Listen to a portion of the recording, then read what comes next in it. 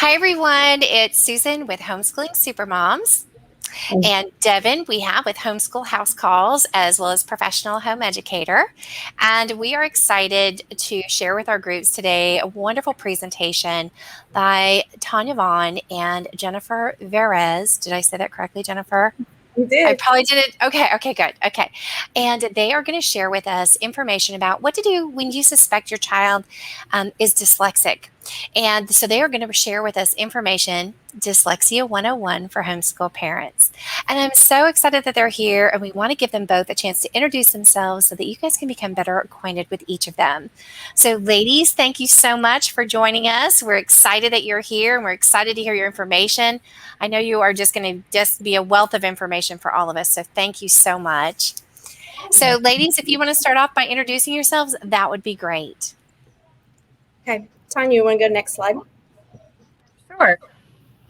Sorry, I wasn't on the slideshow yet. It's okay. It's okay. Hi, I'm Jennifer Verez. I am a special education teacher, a reading specialist, a psychometrist. I do a little bit of everything. I've been in children's mental health for about 15 years and been teaching for 7 years. Thank you. Wonderful. Tonya? I'm Tonya. I am the board president of Alabama Dyslexia Village, and I am the parent of a dyslexic child turned special education advocate. It is just a passion of mine to speak up for these kids and to advocate for the services they need. Wonderful. Thank you. So we're excited. And we're excited to learn about this because what you guys are going to share with us applies not just in the state of Alabama, but it also is great information for anyone that has a child with special needs. Yeah, definitely. And if you're homeschooling and you don't have other professionals sort of all in your child's business, and you don't know a lot about dyslexia, it would help just to know the background and sort of what sort of warning signs you should look for. So dyslexia is the layperson term for a specific learning disability with reading deficits.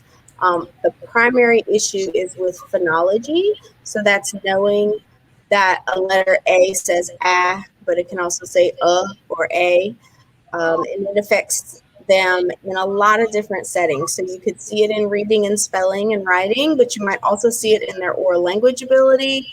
You might see executive functioning issues like personal organization and their memory. You might feel like, oh, I just taught 2 + 2 yesterday. Why am I having to teach it again today? And that's all related to dyslexia. And we've actually have now new technology. The functional MRIs are really cool. It's where they put your child, they don't do it just as a diagnostic measure, but for research purposes, they put the children through the MRI machine and have them read while they're in there. And they've been able to see what a typical brain versus a dyslexic brain looks like on the image. So that has been some really cool recent science in the past couple 10 years or so. And we found that they overuse the right side of the brain. So you'll see a lot of books, like authors will call it right brain thinking, or I think one of them is like the strengths of the right brain. So you'll hear a lot about that, and you can Google that too on your own if you're just sort of interested in which one is your child's dominant side. And you'll see a picture on the next slide, but it's about a 20% prevalence rate. So about 1 in 5 kids are dyslexic, and a lot of them have never been diagnosed. It's also the most common learning disability. So 80 to 90% of your kids who have learning disabilities have some form of dyslexia. There are common misconceptions and sort of myths that have gone around for years that it might be a vision problem, or they might just see words backwards. It's not that. It's a little complicated. Some kids can have vision issues that they have to correct first before they can learn to read, but that's something separate from the dyslexia. There is no cure for it, and it has no relation to your child's IQ. So you can have a brilliant genius who can't learn to read, and you're probably scratching your head wondering why. So this is what those MRIs that I was telling you guys about. The typical brain on the left, those are the 3 parts of the brain that light up when 80% of us read. and it'll tell you all the fancy science words for it. But the dyslexic brain, that's the frontal lobe. That's the one part that is lit up when they're reading. So when you do any sort of intervention program or any therapy, your goal, and I tell my kids, I'm trying to light your brain up like a Christmas tree. So your brain's fine. It looks exactly the same. I show them this exact graphic to all the way as young as 6 years old. I'm like, look, your brain is exactly the same. I just need to light it up like a Christmas tree. Because right now, my bulbs are, they're only red. And I want red and blue and green. I want all the colors when you're reading. Next. So a lot of people wonder, well, why is this important? Learning disabilities have been around forever. But in the realm of dyslexia, the kids are super, super gifted and talented and intelligent. They're imaginative. They're really creative. They're fabulous writers. And you might think, how can a kid who can't spell be a fabulous writer? But if you ever just listen to them tell a story, instead of asking them to put the pencil to the paper, you'll find that they are very, very creative storytellers. And there's just a fun fact that I like to share, especially with my teenagers, is that over half of astronauts and NASA employees and engineers are actually dyslexic. And if you go to their website, they make no effort to hide the fact that they actively recruit people with dyslexia to be in their astronaut program, because they have found that those people are the best architects and engineers, and they excel in that realm. Over 40 million Americans actually have dyslexia, but only 2 million know about it. So that sort of is one of the reasons that we do what we do, is because we want to get awareness out to people so that the kids can get the help that they need. And the reading and spelling is just a tiny part of it, but unfortunately, in our sort of institutionalized school setting, that's what gets all the attention. And everybody kind of focuses on their deficits instead of building up their strengths. This is just a visual for my visual learners. The right side, the right brain, that is the color, the abstracts, the movement, all those things that the dyslexic brain just loves and craves. And then the left side, that's the people like me. I see everything black and white. I memorize formulas. I'm good with numbers and letters. So you can kind of see the difference in why on the left, those kids do well in a traditional school environment. Obviously, they can do all that cool stuff, but you're ignoring all the fabulous things that the right brain thinkers can do. I couldn't even create this graphic if I tried with a computer, and I know a kid who can do it in 2 seconds. So there you go. Next. These are the other Ds. They're called the big D, or the 4 Ds. Dyslexia obviously is the one we're talking about, but there's also dysgraphia. There's a high comorbidity is what we call it, or coexistence between the writing issues and the reading issues. There's also trouble in math called dyscalculia, and dyspraxia is a little less prevalent, and it has more to do with sort of fine and gross motor skills, and it's something like an occupational therapist can help you with. The dysgraphia has more to do with the written expression, not so much the muscles, which is what's related with dyspraxia. So this, I think, is what you guys were waiting for, the signs and symptoms of dyslexia. So it runs in families. It's not always a first-generation issue, though. Just because your parents are both non-dyslexic doesn't necessarily mean that you won't end up with a child with dyslexia. It can skip. It can be distant cousins. It can be grandparents who have never diagnosed because it didn't exist back then.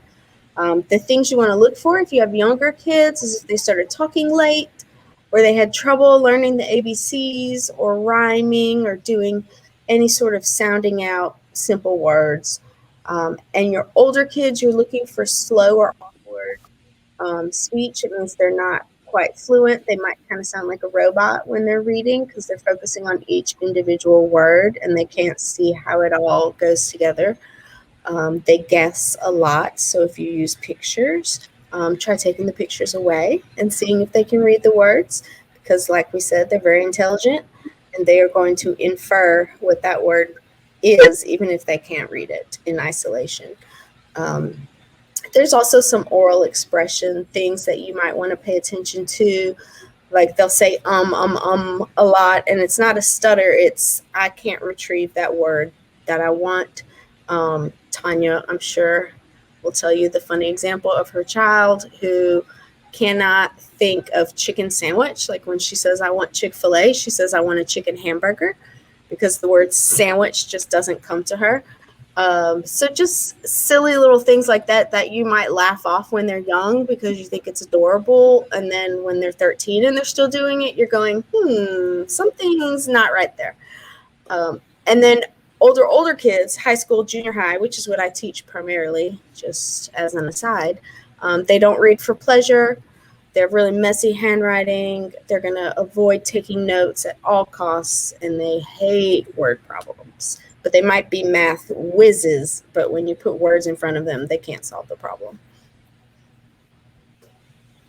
So what do you do if you see some of these warning signs? We have a free screener on our website that I guess I can put that in the private chat if you can't click on it, or I can do it later, or send it to Susan and she can get it to you guys. But the screener we developed ourselves based on some other really reliable ones that cost a lot of money. Ours is free on our website. If you're homeschooling, you can partner with your zoned public school and they will provide an evaluation for you. They actually have to by law, even if you don't attend the school. So you go to your zoned public school, you make a request in writing, send it to the department head, the special ed coordinator. You can send it to the principal or the superintendent. Send it to everybody as far as I'm concerned, so that nobody can say they didn't get it. If you don't want to work with your zone public school for whatever reason, which I totally get, or if they say it's going to take too long, people like me will do comprehensive evaluations for you and give you recommendations for how you can move forward. I've seen a lot of public schools will do the evaluation and then say, well, you can enroll your kid in our school and we'll help them, but otherwise it's not really anything we could do for you. I don't think that's very helpful. So all of my reports come with recommendations for any kind of school environment because just as a person, I believe in school choice and parents making the best educational decisions for their kids. If you don't need a diagnosis, you don't have to do an evaluation. If you just kind of know, you have a hunch that your kid might struggle with reading, just go ahead and educate yourself on structured literacy. That's the key word. That's what you want to research. Kids in grades K through 3 should be taught to read this way anyway. It's the best practice. It's what research says works. It's cumulative. You introduce one sound, one letter at a time, and then you build from there. There are still some schools, my child's school included, that operate on different literacy programs. I'm going to say program loose. I'm going to use the word program loosely, where they just rely on kids to just be exposed to lots of books and pick it up naturally.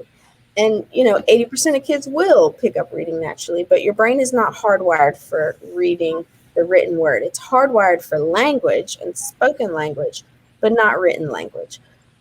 So structured literacy really is the way to go. If you have an older kid who is already struggling, it's going to take you about 2 to 3 years. So don't be impatient with yourself. Give yourself time, because if you're doing the interventions and you're doing them to fidelity, about an hour a day of reading, intensive reading instruction is what it's going to take to sort of rewire and light up those parts of the brain that we were talking about earlier. You don't need a professional to do this. Obviously, there's lots of certified tutors and language therapists out there, but you don't have to. You can do it yourself. These are some of the strategies you're going to want to use if you already know your kid is struggling or you already know they have dyslexia. You want to make sure everything you do when you teach is multisensory. So I want to hear it, I want to see it, I want to touch it, I want to move around while I'm learning it. We like to do jumping jacks, hula hoop, hopscotch while we're spelling.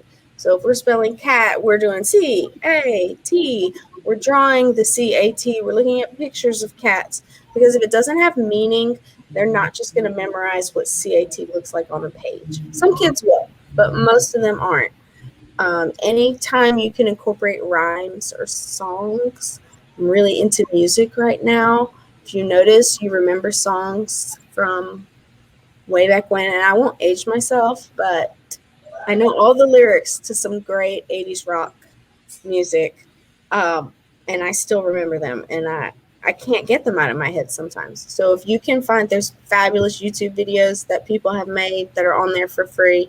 If your kid is struggling with the 50 states, or they're struggling with maybe just the alphabet song, find a tune that's really catchy that they like, or a song that they already like. It doesn't have to be the traditional ABC song. And move around. Lots and lots and lots of movement. We already talked about how you want to do structured literacy, one phoneme at a time. If you have a pre-reader, if you're doing pre-K and you're just starting out, you want to start with what's called the alphabetic principle. That is A, B, C, D, A, stands for a sound. Just associating that symbol and what that A looks like, and the fact that that represents something. It has meaning. It's not just a picture we're learning. All About Reading is really popular. Don't buy it. You don't have to. Their scope and sequence is available online, and you can use their scope and sequence and write your own lesson plans. You don't have to spend hundreds of dollars on a reading curriculum. Barton Reading and Spelling is another really popular one in the homeschool community. I hear fabulous things about it. I've never done it. Just going to give you that disclaimer, but a lot of people around here where I live use it and love it.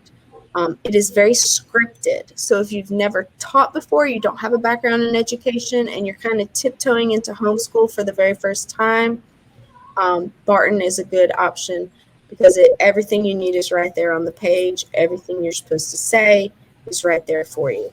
But you're really not going to need intervention unless you're past that 3rd grade point, or you need some remediation. And you can just research. Orton Gillingham is the multisensory, it's the name for the multisensory teaching, or you can research the science of reading. And you'll find lots and lots and lots of, you don't have to reinvent the wheel. You will find lesson plans for every concept you could ever imagine.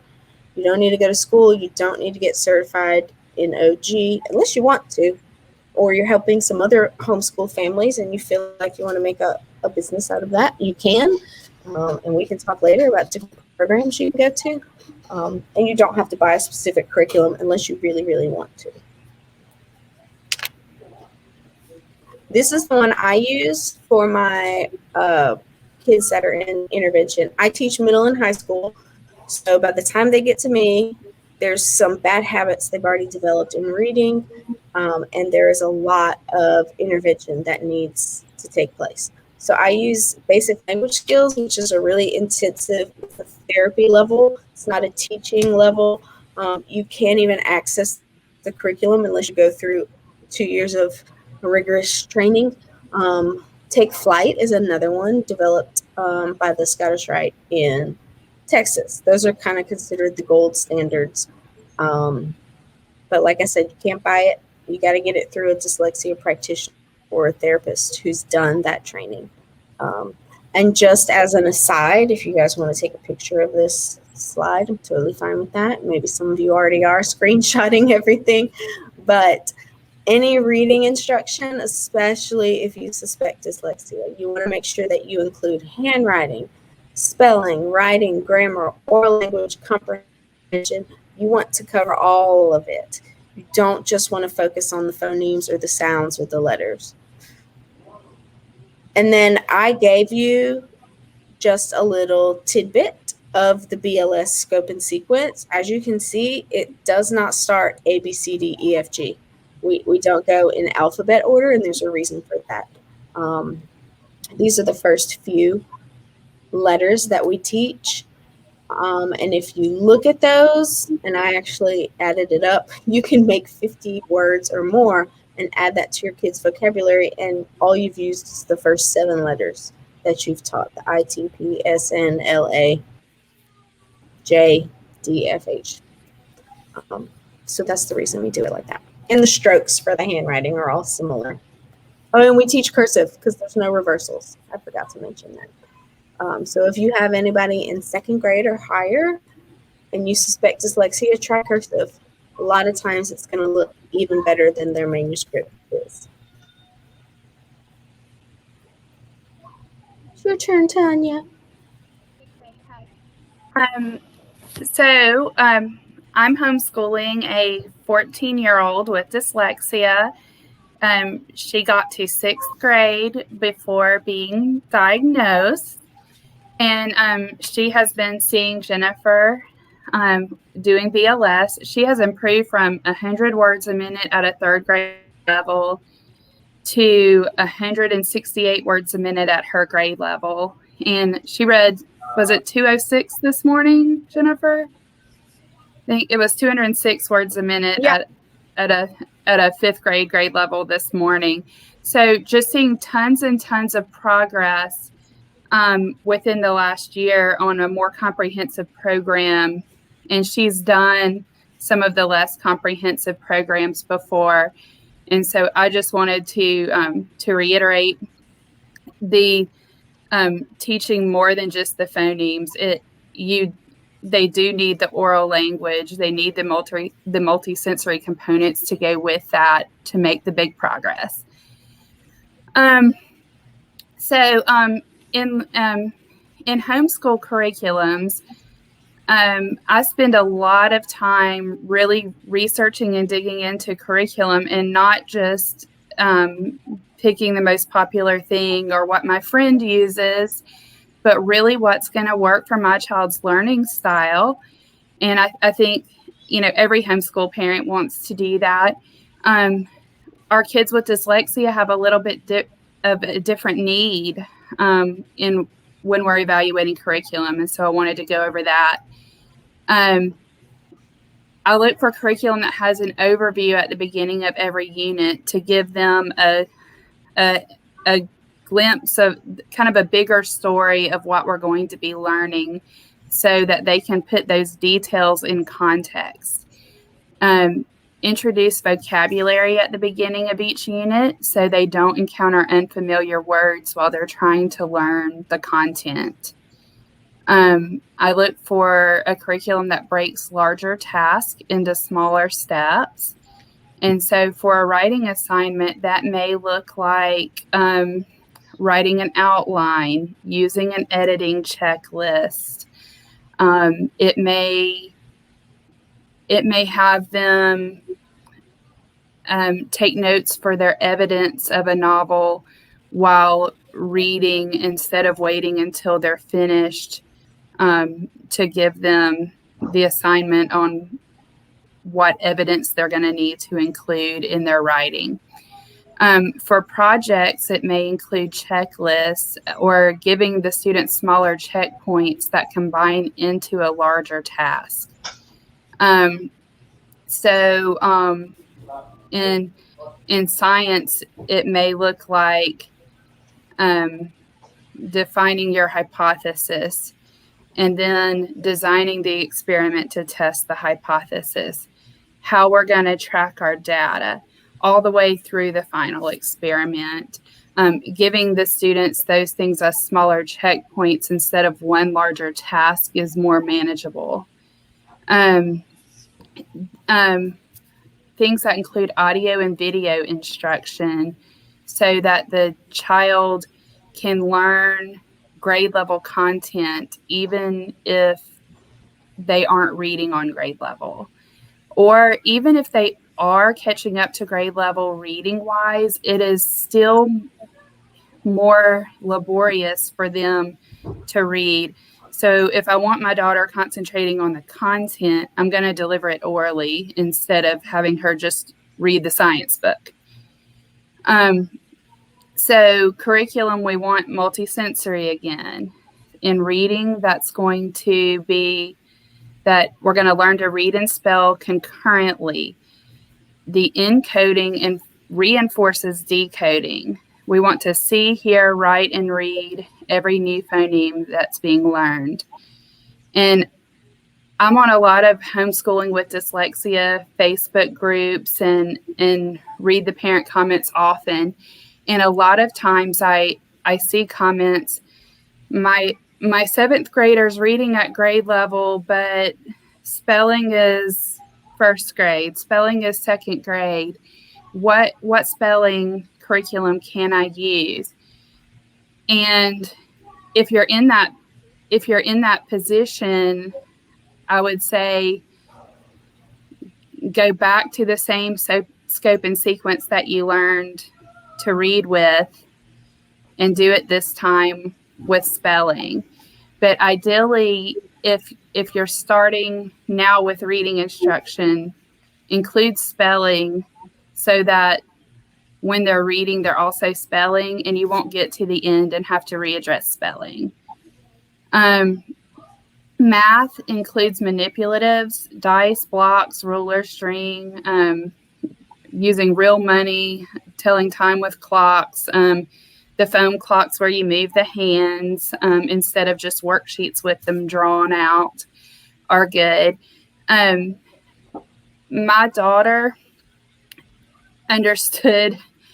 I'm kind of chuckling because it's kind of funny because I feel like we've shown her hundreds of times, but the light bulb came on last week that multiplication was when it was 2 times 3, that it was 2 groups of 3.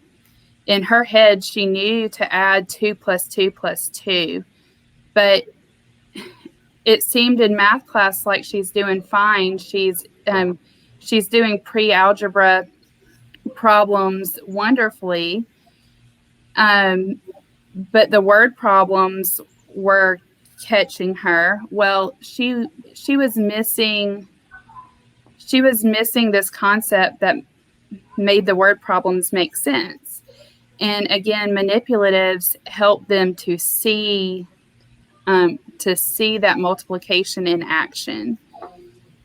Science, hands-on experiments, social studies, narrative style delivery, and using text, using audio again to reinforce the text. And one thing we know about dyslexic readers is, or dyslexic students, is that they think in stories. Jennifer talked about how good they are at writing stories. They're great storytellers. Well, their brain can just create this play. And so if we can give them history or any subject in a story, it helps it stick a lot better for them. Additional resources and parent support. Alabama Dyslexia Village is a nonprofit, and we provide educational workshops for parents, have a monthly newsletter, active social media accounts. We share free webinars and training opportunities. And right now we're doing some virtual things, but when we return to a more open experience with vaccines rolling out and people kind of getting back out in the community through the summer and into next fall, we'll be hosting parent support meetings in person in the Montgomery area. But if there's enough interest, we'll also do virtual parent support meetings and webinars, just like this one, or even more interactive where the parents can ask more questions. There is an active Facebook community at Dyslexia Support for Parents on Facebook. The local International Dyslexia Association chapter and Decoding Dyslexia chapters are also very good resources for parents who have students with dyslexia. And our organization will be hosting a dyslexia simulation so that parents and anyone else who's interested can understand what it feels like to have dyslexia, to try to read, to try to take notes. I think a new understanding helps you address which accommodations your child needs. It helps you to understand in a different way.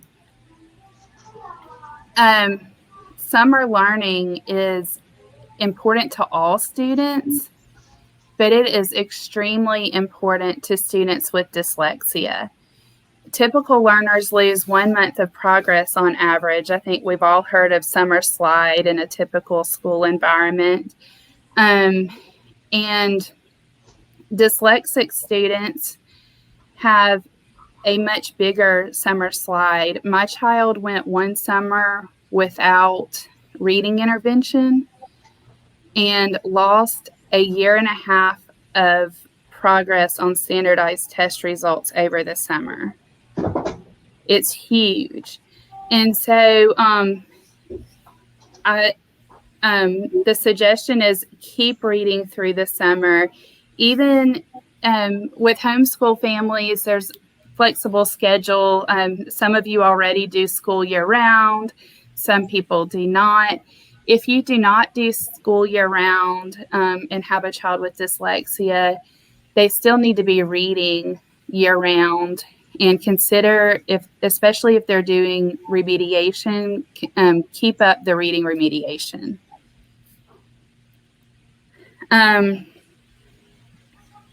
So how do we accommodate learners with dyslexia? And our dyslexic students that want to go to college, a lot of these accommodations are available at the college level. You can call the college disabilities office and ask what accommodations might be available. I have a homeschooler who's going into 9th grade with dyslexia.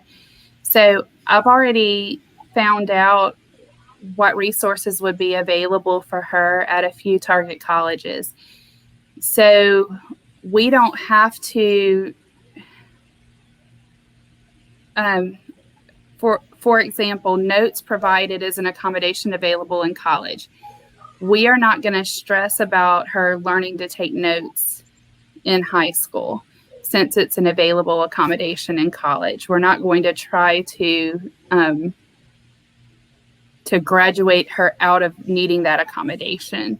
We're going to focus on the ones that she won't get in college and try to back off of those gradually instead.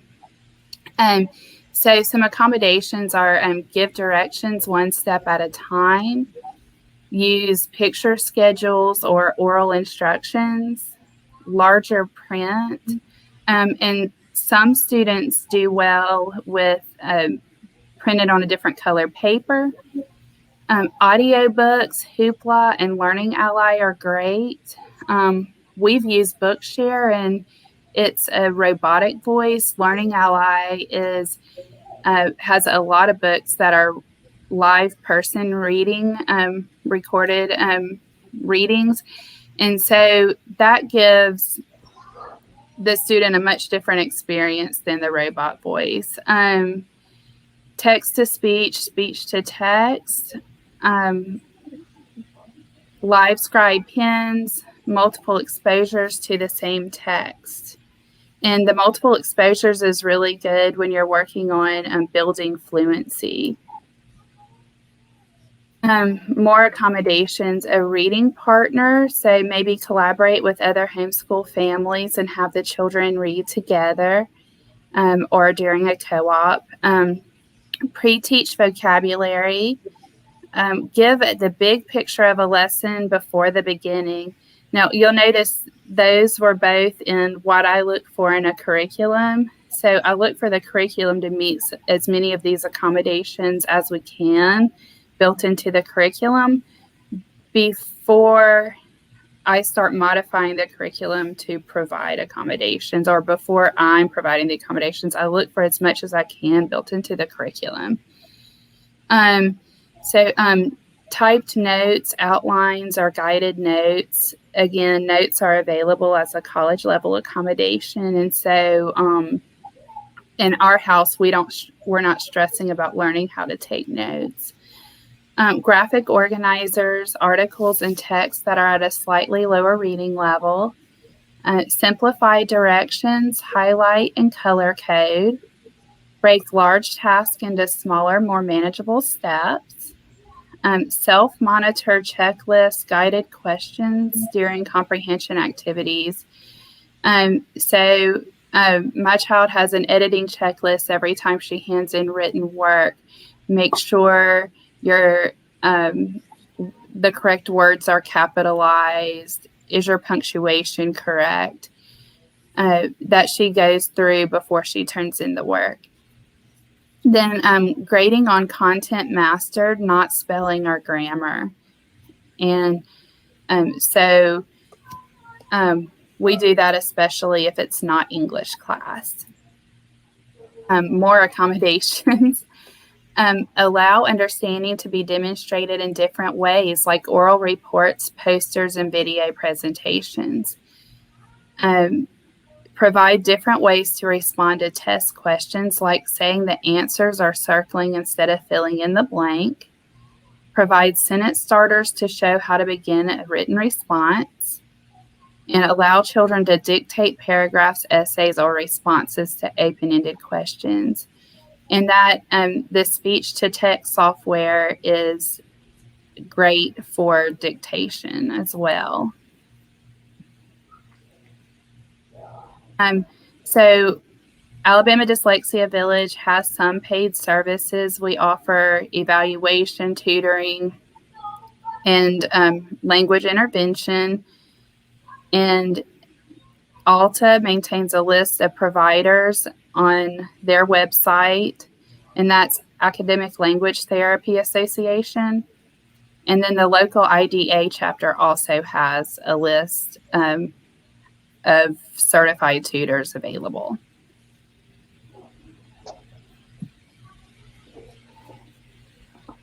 Do we have any questions that came in during the presentation? I don't see any questions right now, but we'll give people time to, if they have a question, to ask it. But I have a couple of questions that might help parents out also. One question that I have is if they want to take advantage of the services of the Alabama Dyslexia Village, do they need to be an Alabama resident, or can anyone contact your organization and do some of these things via online programs? Do you want me to answer? Okay. I was waiting for like an eye blink or something. Yes, they can access our services if they're out of state. I have kids in Maryland, Massachusetts, Texas, New York. I have kids all over that I'm seeing virtually and that I'm going to keep seeing through the summer. So you do not have to be an Alabama resident. We reserve like scholarships, and like think if we do fundraising within our state and then we put that money back out into the community, that's reserved for Alabama only, but that's just because we have to follow nonprofit rules. But no, anybody can receive services, and our website has all kinds of free stuff on it, and anybody can subscribe to the newsletter. And it's chock full of information every month as well. Wonderful. Thank you. Because I figured that might be a question that might pop up into the minds of parents.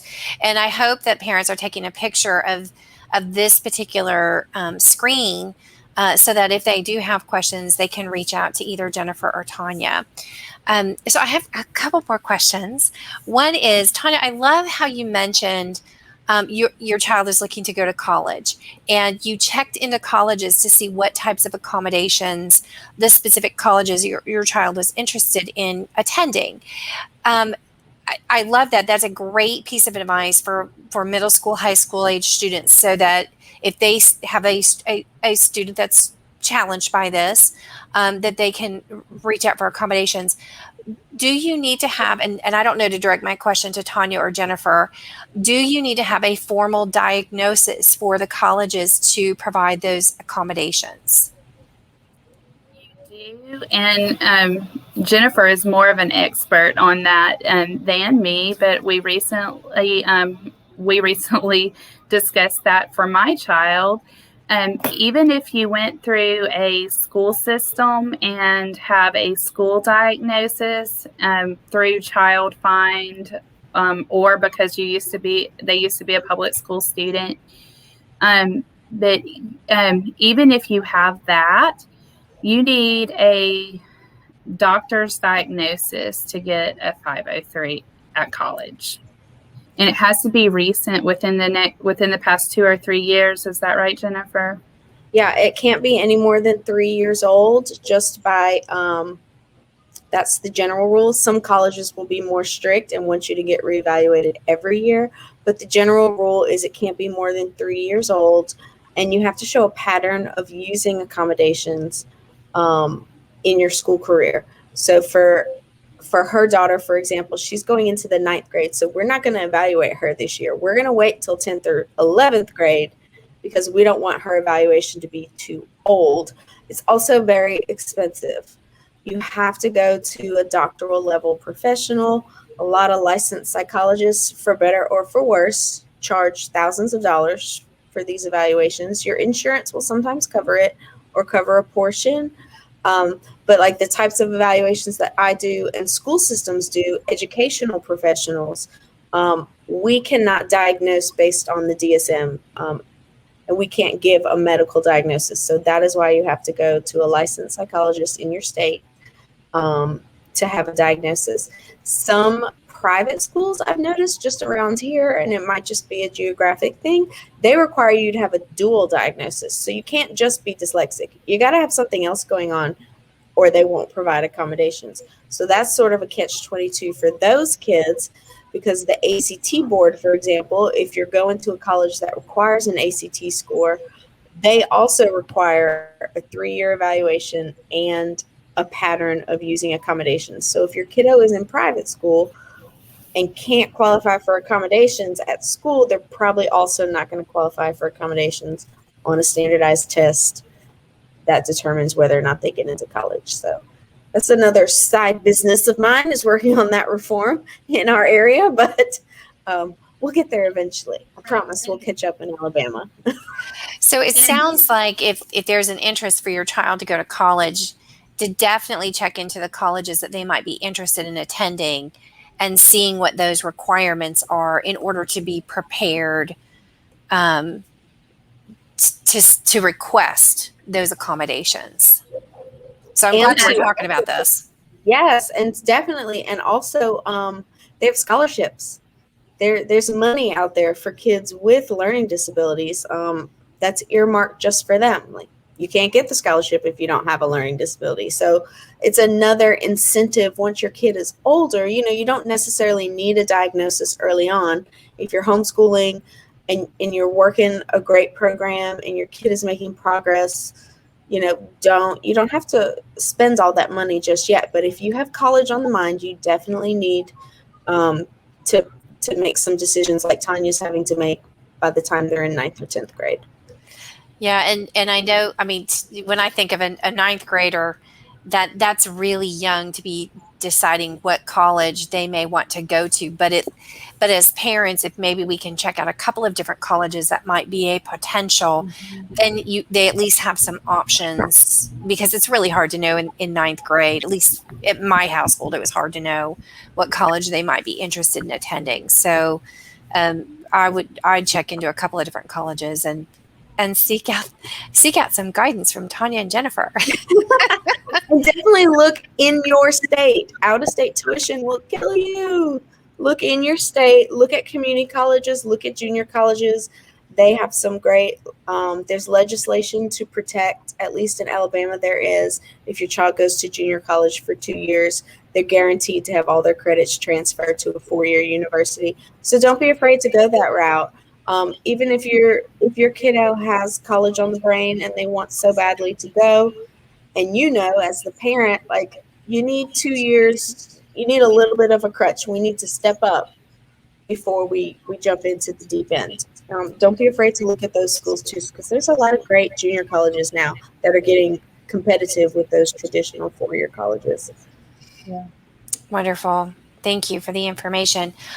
Also, I love how it was brought up about most of us homeschoolers, not most of us, a lot of homeschoolers homeschool year round in certain subjects. And I love how you mentioned, keep that reading going throughout the summer. And if they're already challenged and they don't like reading, I think it was Tonya that gave some different ideas of how you can make reading fun. Like, it doesn't have to be that book report back, or do it in fun, different kinds of ways. Have them tell you the story back, or make it fun for them so they have something to look forward to. But also, obviously, keep that structured reading program going as well. So I love that you guys brought that up. So thank you for that. I want to make sure that we've given any parents any opportunity to ask any questions. So you guys have the chance to ask questions inside the comments area. I hope that you guys will give a like or a love to today's presentation, because I know Tonya and Jennifer have given so much of themselves today to share this wealth of information with all of us. And also, I want to mention early on in the presentation, because I noticed that we've had some parents join us after we kind of started, and you guys mentioned also a free survey that you have available on your website, and which I think would be really helpful to a lot of parents. And Devin and I will make sure that we get with Tonya and Jennifer to make sure that we get that posted for you so you can check it out. Yeah. Wonderful. Well, Tonya and Jennifer, thank you so much for today's presentation. I'm looking over here on comments, making sure that I don't miss anything. If you have a question or a comment after the video, after we've done the live, feel free to put your question or your comments in. We will make sure, Devin and I will make sure that we connect you with Tonya or Jennifer. I'm sure they will see it, but just in case they don't, we will help you out and make sure that we connect you with Tonya or Jennifer there. So again, Tonya, Jennifer, this was wonderful information. Oh, it was just jam-packed with info. So thank you so much. I think you will be helping so many parents out when it comes to helping them to identify if they have a child that is dyslexic. So thank you so much. Thank you. We enjoyed it. Thank you. And thanks everybody for joining us. Devin and I always love having you guys join us for our workshops, and let us know other workshops that you might be interested in, because we're always here to happy to help you out. So thanks everybody for joining us. Bye for now. Bye. Bye.